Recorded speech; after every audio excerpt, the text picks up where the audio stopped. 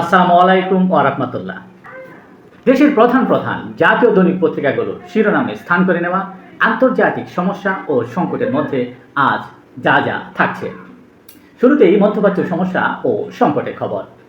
মধ্যপ্রাচ্য পরিস্থিতি নিয়ে যুদ্ধ বন্ধে সুনির্দিষ্ট বার্তা দেননি মার্কিন প্রেসিডেন্ট ডোনাল্ড ট্রাম্প, বরং বলছেন ইরানকে প্রস্তর যুগে পাঠানো হবে। অপরদিকে ইরান বলছে আরও বিধ্বংসী হামলা চালাবে তার প্রস্তুত 70,000 ইরানি যোদ্ধা।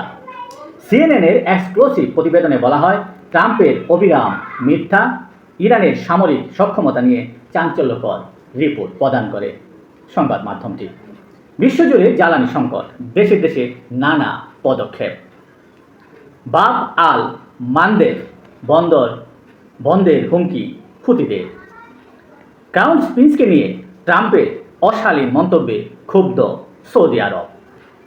অক্সফার্মের দাবি, $3.5 কোটি সম্পদ গোপন করেছে বিশ্বের শীর্ষ ধনী ব্যক্তিরা। এই ছিল দেশের প্রধান প্রধান জাতীয় দৈনিক পত্রিকার শিরোনামে স্থান করে নেওয়া সমস্যা ও সংকটের খবরগুলো, যা নিয়ে এতক্ষণ আপনাদের মাঝে উপস্থিত ছিলাম। আজকের মতো এখানেই, আবারও দেখা হবে আগামীকাল ঠিক একইভাবে। সে পর্যন্ত অবশ্যই ভালো থাকবেন, সুস্থ থাকবেন। আসসালামু আলাইকুম ওয়া রাহমাতুল্লাহ।